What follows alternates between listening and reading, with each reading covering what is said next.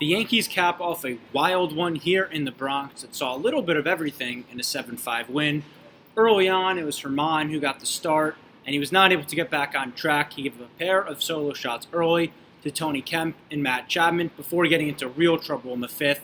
He left four batters in, down 4-1 with first and third and no outs, and with the two home runs hit off Herman, he now leads baseball with 5 games this year of allowing 2 or more homers at home, something that's really been an issue this year. He has to be able to limit the long ball. And it was Nestor Cortes who relieved him, and while things could have got really ugly really quickly for the Yankees, Cortes kept the A's at bay. He pitched 3 shutout innings. He got out of that jam. Boone talked about after the game how he got the game belt, and he gave the Yankees offense just enough time to get going, and they did get going in this one. Gary Sanchez picked him up in the 6th with a solo shot in his 11th on the year. He continues his hot hitting. He's now raised his OPS all the way to 800, seemingly out of nowhere. He hit third today for the first time since 2019, so clearly they have confidence in Gary, and he's going to keep being high in the lineup if he's going to keep hitting.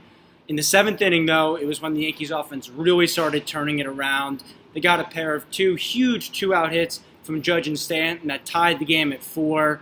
2 big at-bats from the both of them, and they were backed up by Chad Green in the top of the 8th, who struck out the side.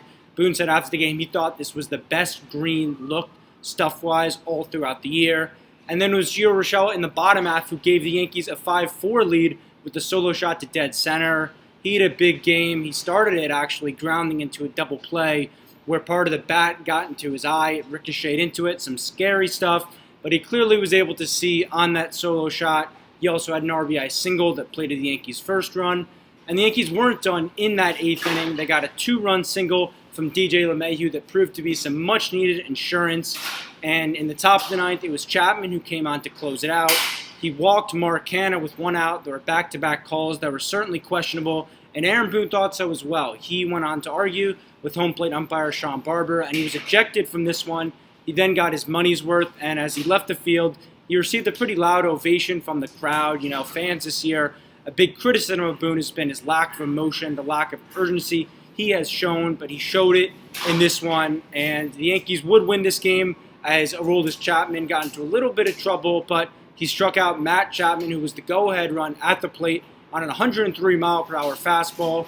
This game marked the Yankees' 5th come-from-behind win of their last 6 wins, as Jordan Montgomery will try to grab the series win for the Yankees tomorrow. After the game, Clint Frazier, who had 2 doubles in this one, talked about what kind of win this was and the Yankees' possibility of turning a corner here. It's been bumpy. It's been smooth. It's been all the above. But nobody, to my knowledge, nobody said that this was going to be easy.